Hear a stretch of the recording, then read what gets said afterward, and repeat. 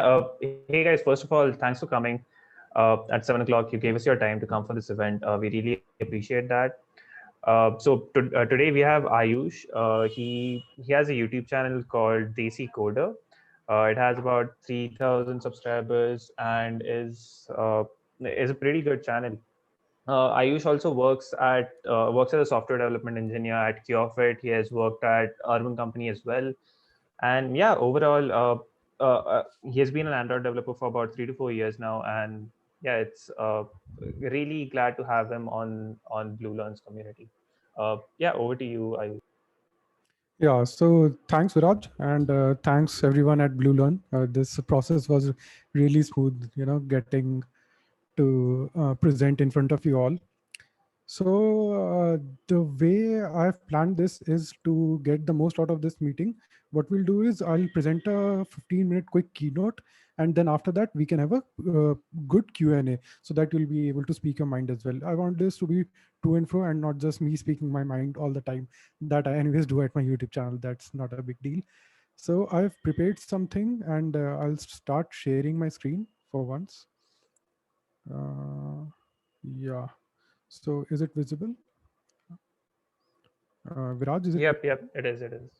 Okay, so the topic that we have chosen is how to get into Android development and a look at the future. So a look at the future, by that line, I mean ki, you might have heard that with the introduction of React Native, Flutter, the Android development might be dead. But this is not the case, and I'll be telling you why. I'll be bringing up all the technologies up one by one and shooting them down. Basically, I'll tell you why those technologies might never be able to replace native Android development anytime soon. So yeah, so first starting by telling you something about me. I've been in Android development since my college days, like since my second and mid of the second year, I have been doing Android development, native Android development. And recently I started React Native. I have been in CureFit for around 1.5 years, and CureFit app is completely in React Native. So I had to learn that. I write about Android development, native Android, on my site ayush.com, and I also have a YouTube channel, so you can go check it out. So yeah. So first, I'll start by telling you how my journey into Android development began. So when I was in my first year of college, actually, I was a web developer, but I soon realized that if you build a website, if you build a product that you want other people to use, and that product is a website, you have to put it online, and that costs money. So I soon realized that it might be unsustainable because not all first product will take off. You need to build a lot of things, and that might not be feasible. And till that time I didn't know about Heroku and stuff, right, where you can host websites for free.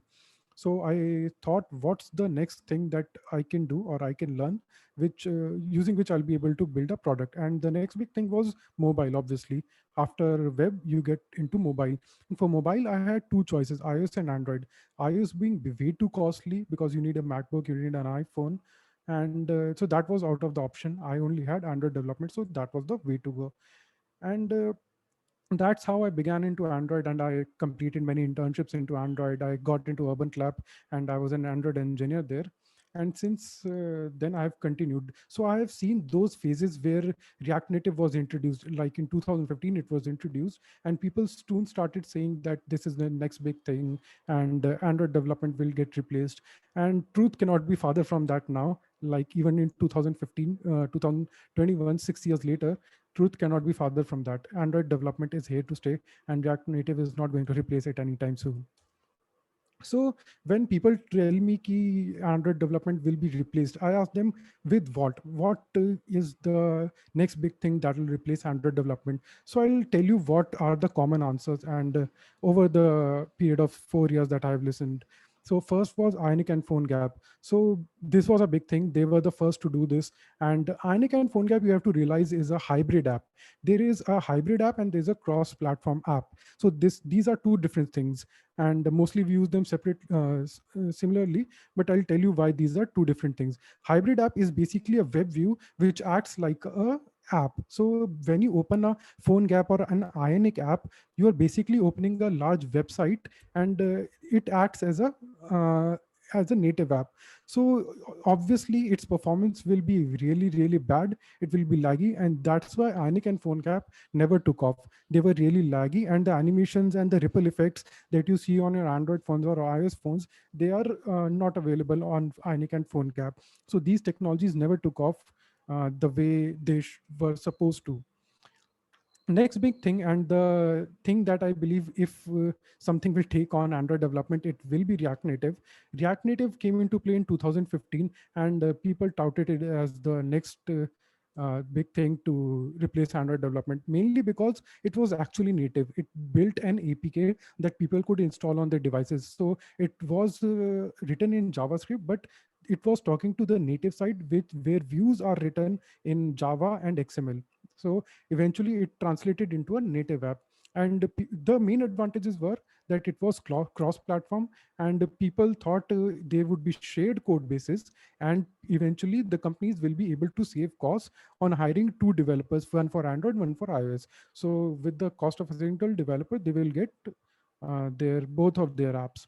So but it was not so quick.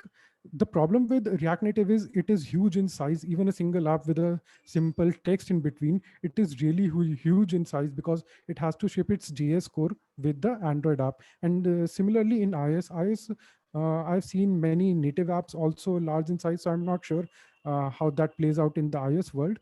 But for the Android world, I'm pretty sure that JS core is shipped along with the React Native, which makes it really big. So that's a downside. Apart from that, the code base is not all shared. uh, Whatever they tell you, like, the best scenario is you will be able to get 90% of the code base shared. The 10% still has to be native. So eventually what happens is you end up in a hiring complexity, where you have to hire developers who know React Native as well as some part of native. So eventually it increases the cost of training and hiring. And what companies generally do is they don't go out and fire their native developers and start hiring React Native developers. They ask their native developers to learn React Native. So imagine a company, startup, who's spending so much cost on training and hiring their existing developers, and hiring outside developers. It's not so cost friendly. And moreover, UI UX is still not up to the mark. So if you go and develop a React Native app, especially a very big app, supposedly as big as CureFit, if you tap on a button, like if you tap on a button in Android and in a React Native app, you will clearly see the difference. As soon as you press it, ripple effect comes out. The You might have noticed, or you can try it out right now. A ripple effect is comes out on the button, which is a slight with a slight delay on the React Native app. So what React Native is doing behind the scenes is it is passing on messages asynchronously to the native world. So that is not so quick, and that leads to a bad UI and UX. A little bit about the shared code base thing. Why I mentioned that code base is not all shared is because some functionalities like camera and location, you need to write native code to get them to work. So the plugins might be in development, and already many have been in development, but still, if you need some custom functionality for your app, you will have to write the native code. The next big thing and the latest thing is Flutter. So Flutter is still in its infancy stage. I will not say ki it will replace native Android development anytime soon. I think it got into its production ready uh, environment in 2019 December, if I'm not wrong. It's probably 2019 4th of December, because I was waiting eagerly for it and I was ready to jump into it. But the development experience in Flutter is really bad, and there are still a lot of plugins to be made for Flutter. Imagine that React Native has still not been able to take on Android development fully, and you have to rely on native code. And Flutter, being 3 years late, is still is in its infancy stage. So Flutter is not going to take on Android development anytime soon. The closest technology is React Native, but still it has its drawbacks. So that is the future of Android development. Like, I don't see Android development going anywhere anytime soon. If you are enthusiastic about Android development, you should just dive deep into it. And what I would like to say is there is still a dearth of skilled engineers in the industry. Like if you go out, you might get statistics like there are a lot of engineers and the supply demand curve is getting skewed, but still there is a lack of employable and skilled engineers. So if you are really good into Android development, in Android development, you'll always have a job, you'll always have companies coming after you to hire you. And to improve your chances, you can speak at events, you can build open source projects, you can build libraries, and so on and so forth. So how to get into Android development? Having talked all about Android and saying it's not going anywhere, there are three steps to anything, learning anything, that I feel. Resources, you need to have the right resources, you need to have a lot of practice, and you need to build your own projects. So for resources, you can refer to my course that I have put out on YouTube. It's a 12 video course, simple, no nonsense. You'll just have to code along with me and you'll build image filters app. So it's not so easy course, but it's totally targeted towards beginners. You'll get a taste of what Android development looks like. Apart from that, you have Udacity's Android development course. It's developed by Google, so no worries about that. You have Android development tutorial by Prabish RK. He's a really famous Android developer on YouTube. He's been teaching since a long time. So that's that. You have any top rated Udemy course. I'll vouch for it because Udemy courses are like dirt cheap. You can spend 3 to 400 and not burn your pockets.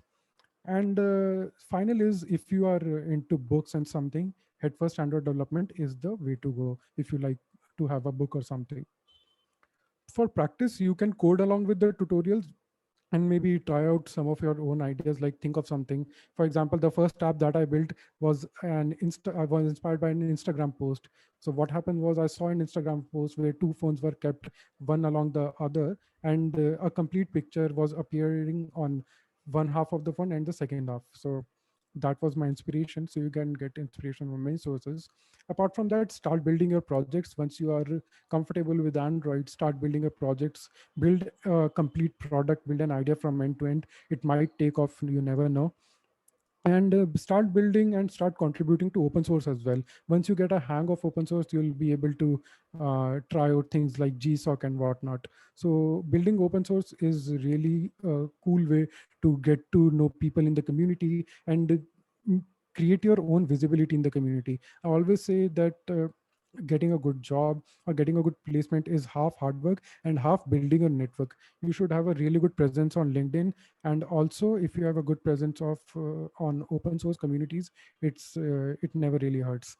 Speak at conferences like there's an Android Dev conference in New Delhi, ADG New Delhi. It's really good, it's really active. You should definitely join them and their Slack channel. And if not projects, you can build libraries as well. You can build UI library, UX libraries, but that's the later part. First, get started with Android development. It's not going anywhere. And yeah, that was it basically on my end of things. So I'll be happy to take any questions you guys might have still about Android development. So yeah. Yeah, guys, just put the questions in the chat, and I'll ask it to Ayush, or Ayush can pick them up from chat as well. Yeah, absolutely. Just a second.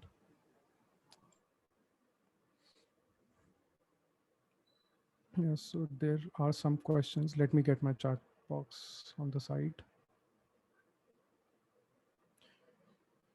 So it's a question from XD. Hey Ayush, what programming language will you prefer for beginner in Android development? So programming language, you can either go with Java or Kotlin. Those are your two options, right? And you can choose either one of them. I'm not going to vouch for anyone because they are interoperable. You can do development in any one of them, and they both are easy to learn. And even if you learn Java, you can switch into Kotlin, because currently, what I would say, most of the apps are written in Kotlin. But even if you learn Java, you can switch over to Kotlin in about a week. So that's not a big thing. You shouldn't care about language at all. Just go with Kotlin, I would say. If you are really wanting my opinion, just go with Kotlin. Hmm. What about Flutter? SB Singh asks. So I've already talked about Flutter. It still is in very infancy, natives, very new. I'm in 12th standard, planning to start Android development using Flutter. And any suggestions? Should I use Flutter or React Native? So Prashant, I would suggest ki you should, since you are in 12th standard, it's very early. You can learn Flutter or you can learn React Native. You'll still have a lot of time in your hands, you know. So I would say go and learn React Native because it has a lot of opportunities in jobs as well as in freelancing. So I would suggest go learn React Native. But even if Flutter takes off after say 2 or 3 years later, you will still be in your what, second, third year. So that's really early. So no comms in that. You can learn anything. React Native has JavaScript bridge. So David asks that when it comes to Flutter, there is no JavaScript bridge, and it will be faster compared to native. So actually, no, David, I don't think it will be faster compared to native.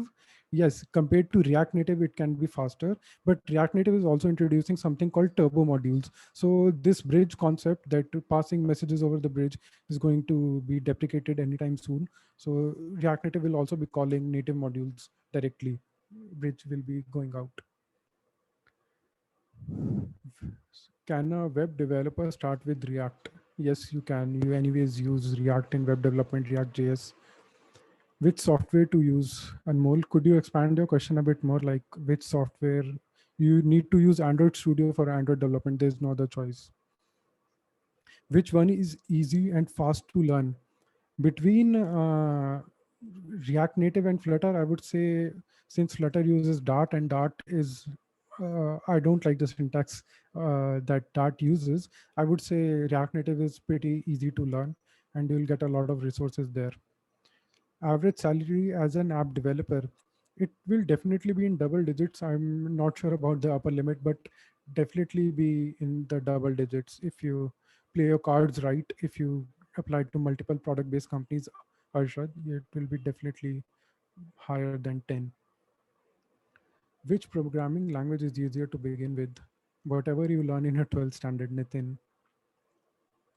How to start with Flutter and resources? Okay, so this is a good question. So to start with Flutter, I would say try out some YouTube tutorials.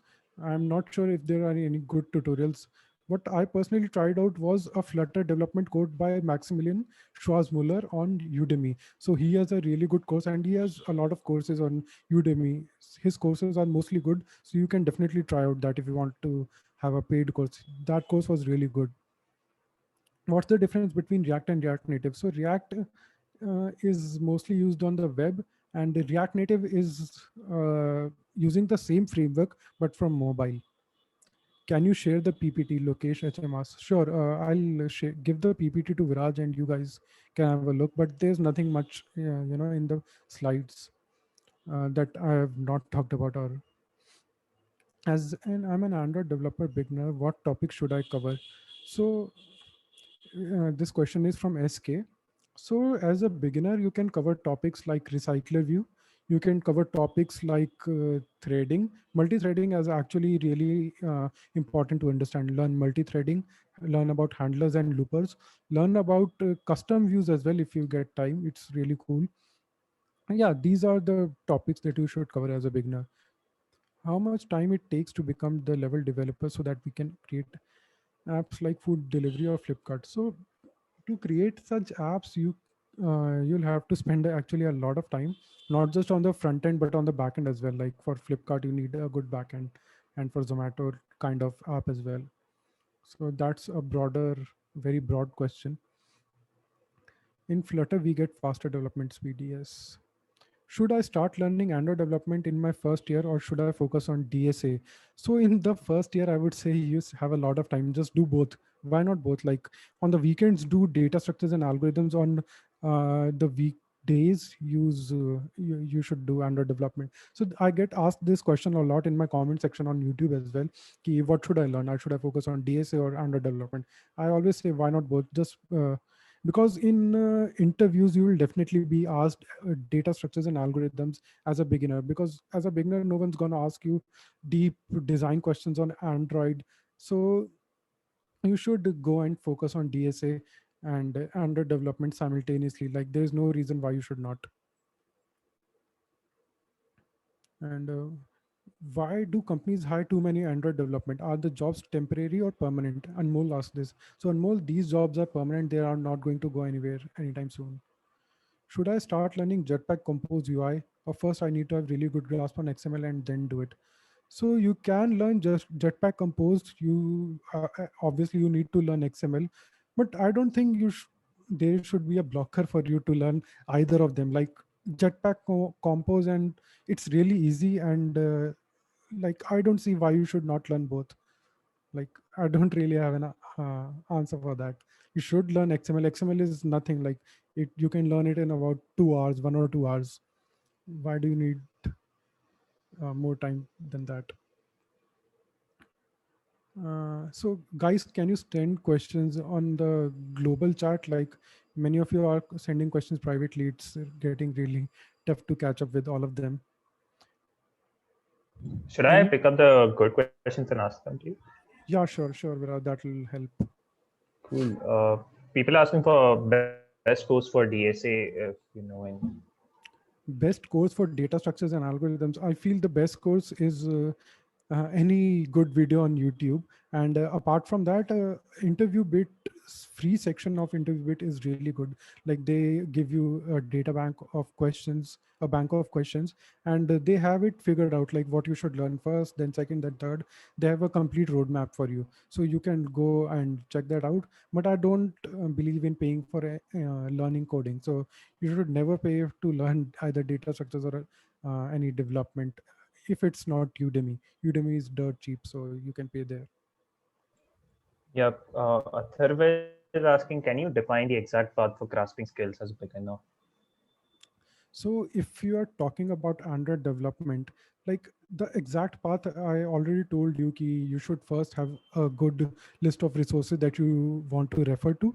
Then you should code side by side along with the tutorials. You should not binge watch tutorials. Like it's not a Netflix series. You should code along. You should get a lot of practice and then start building projects. So this is your exact path. If you want to know what project you should build, just build a to-do list. Yeah. Is basic knowledge of Java sufficient to learn Android development? Yeah, absolutely. Yes, it is. Yep. People are asking for open source repository to contribute to. Open source repository to contribute to. Okay, so if I was starting out my open source journey, I would pick a UI library. So UI libraries are really easy to contribute to. Start picking UI library. For example, you can go to my GitHub and there is a UI library called pulsating button. You can check that. It's a button which increases and decreases in size given a duration. You can pick such simple libraries. You can pick a simple app. For example, there's a file managing app called Leaf, which you can check it out on GitHub. But just search for UI library on Google and you'll get Yep, that's cool. Are there any must learn libraries on Android Studio? must learn libraries. So actually Recycler View is still not a part of the native Android development framework. So that is a library to learn. But apart from that, I would say you should learn Retrofit and you should learn a little bit about OKHTTP as well. Retrofit is really cool and it's really used a lot in networking. So you should not skip Retrofit. I would definitely suggest taking on Retrofit. And apart from that, a topic also, I would like to suggest a topic. You should learn coroutines. RX Java is getting really old now. So if you want to learn something, learn coroutines. Yep. Nowadays, candidates are making clone projects like clones of Zomato Yeah. app, Amazon, Swiggy, Netflix, and all Hmm. that. Will that be a considerable thing to their resumes, or should they focus on the? Uh, I would say that will that's a quite subjective answer. It depends on interviewer to interviewer.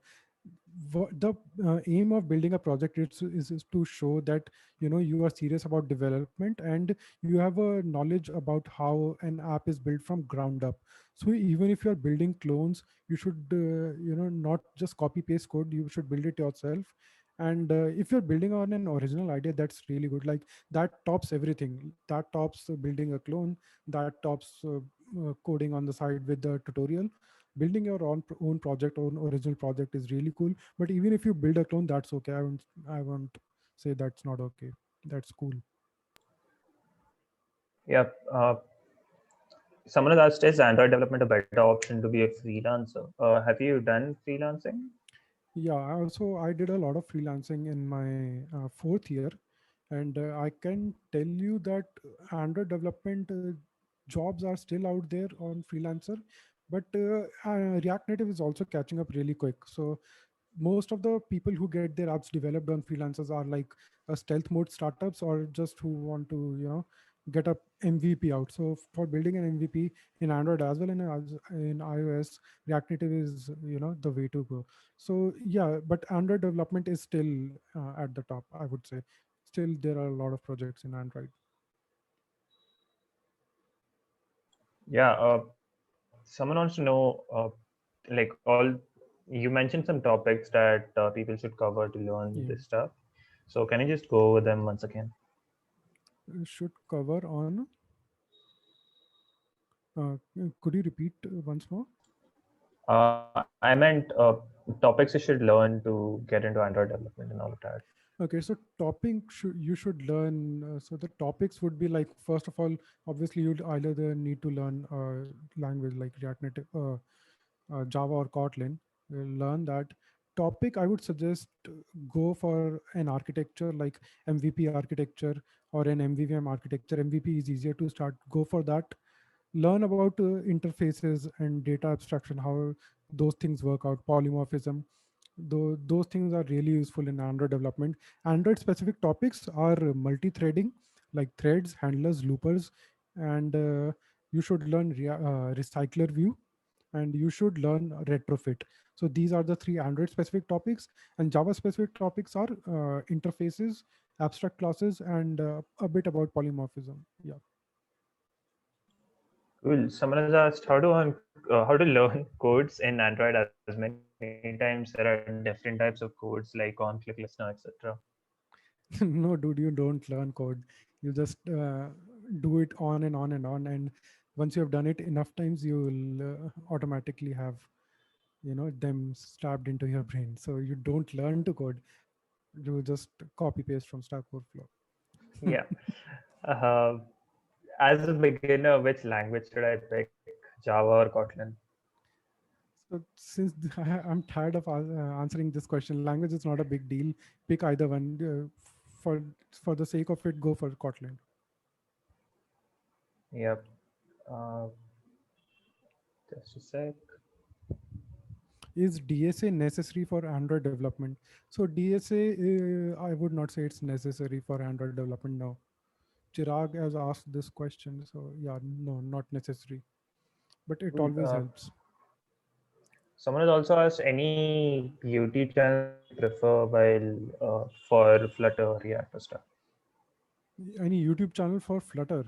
So I haven't watched any YouTube channel for Flutter.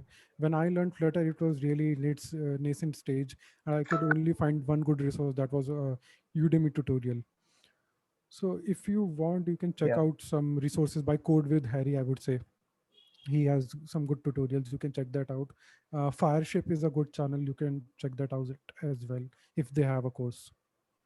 Hmm. Which database is the best for Android development for storing large data?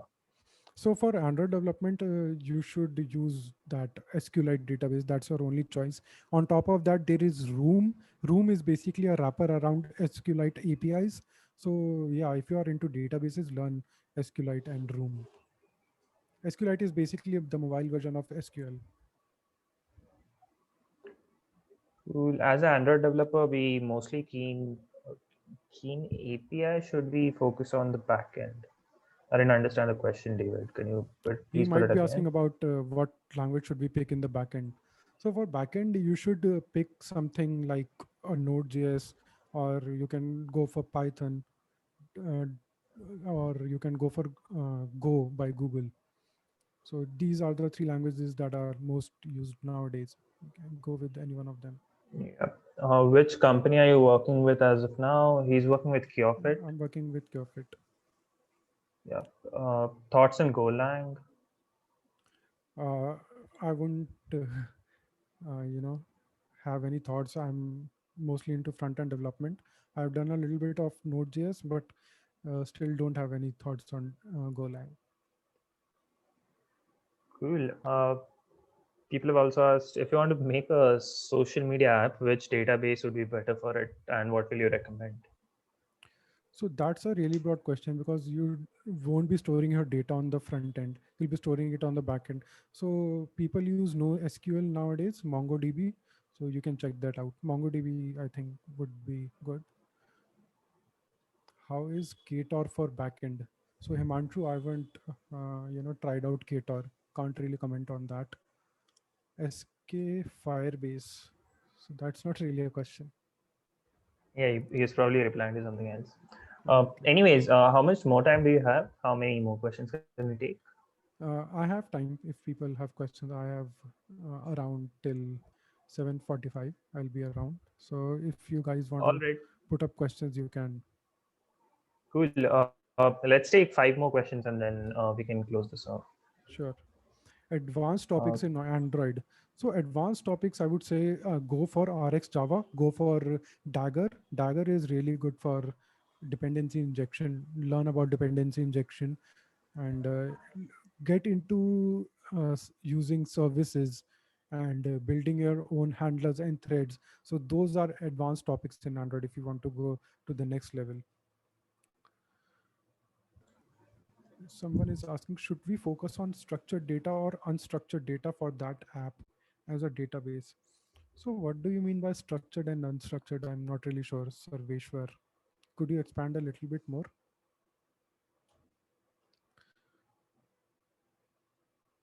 So yeah, a good question. ML with Android is good for Android developer. So if you want to integrate machine learning into your Android apps, you have ML Kit for that.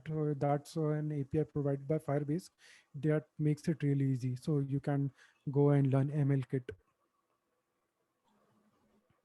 uh, Shreya, I'm Shreyas, getting, yeah, go on, go on. Shreyash Dhanwade, sorry if I pronounce your name wrong. How to apply for product-based companies from a tier 3 college. I actually have a complete video on that on my channel. You can go check it out. But I would suggest learn data structures and algorithms as much as you can. Build good connections on LinkedIn and ask for a referral. That's the way to go.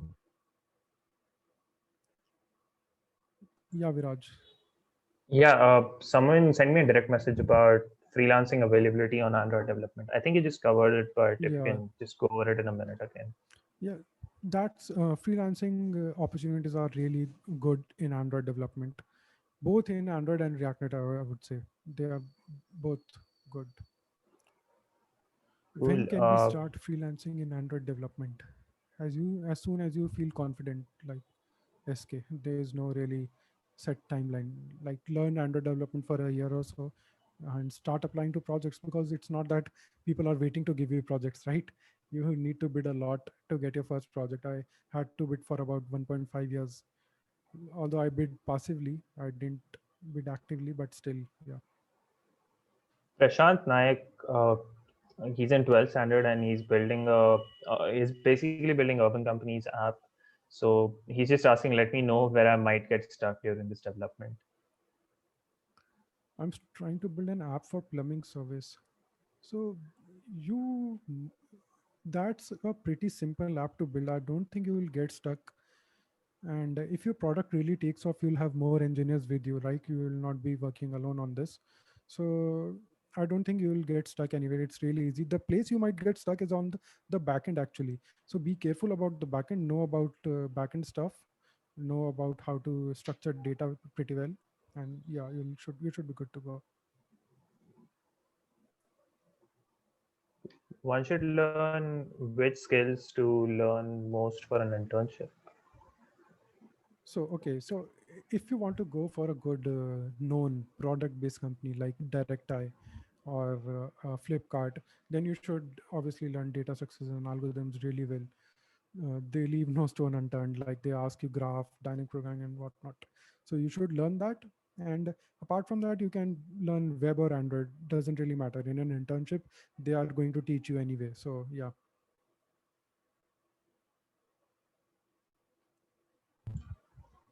Uh, I'm basically a React web developer.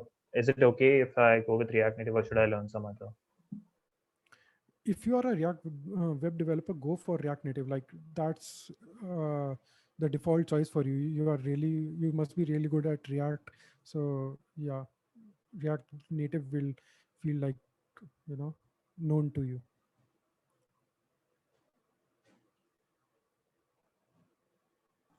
Which one skill should I learn while learning Android development, which can help in Android development? Which one skill you should learn? So you should learn about design patterns, I would say. Learn MVP architecture and learn factory design pattern.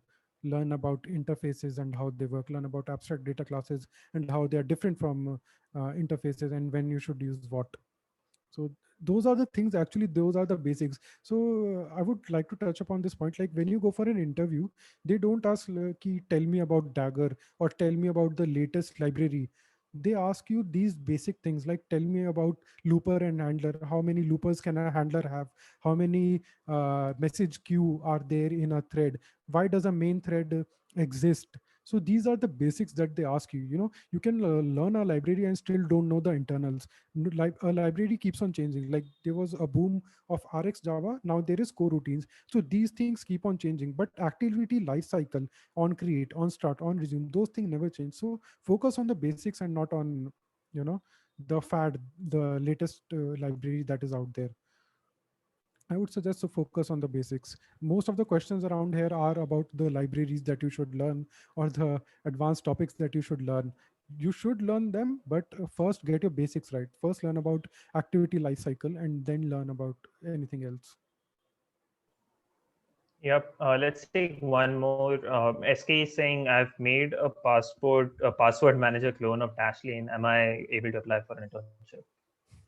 Yes, if you have Uh, built an app, you might already have good skills in Android development, I'm assuming. So yeah, Absolutely. Cool. In the chat, I've put Ayush's YouTube channel, that is Desi Coder. Just go ahead and subscribe to him. He puts some really awesome content. sure. And yeah, man, thank you for coming, Ayush. Uh, Thank you for about having me on the 60, channel. yeah, about 60 people have stayed till the end. So people have kind of loved it.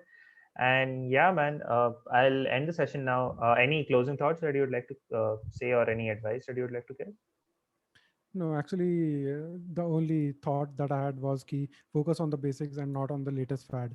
So you'll be good to go. There's a dearth of good engineers out there. People are hiring vigorously. Uh, People provide bonuses, referral bonuses to, you know, their employees to refer good candidates. So if you want a referral to CureFit and you are, you know, out of your fourth year, you can let me know on LinkedIn. You can connect with me on LinkedIn, or you can connect with me on YouTube and Instagram, whatever, wherever you like. Thank you so much. Absolutely, guys. Go ahead and give him a subscribe, give his videos likes and stuff. And yeah, uh, thank you for coming, Ayush. Maybe we'll have you for another session 2 to 3 months down the line. Sure. Yeah, Would good love to to have see. you. Yeah. Goodbye. Thank you. Thank you, everyone. Yeah.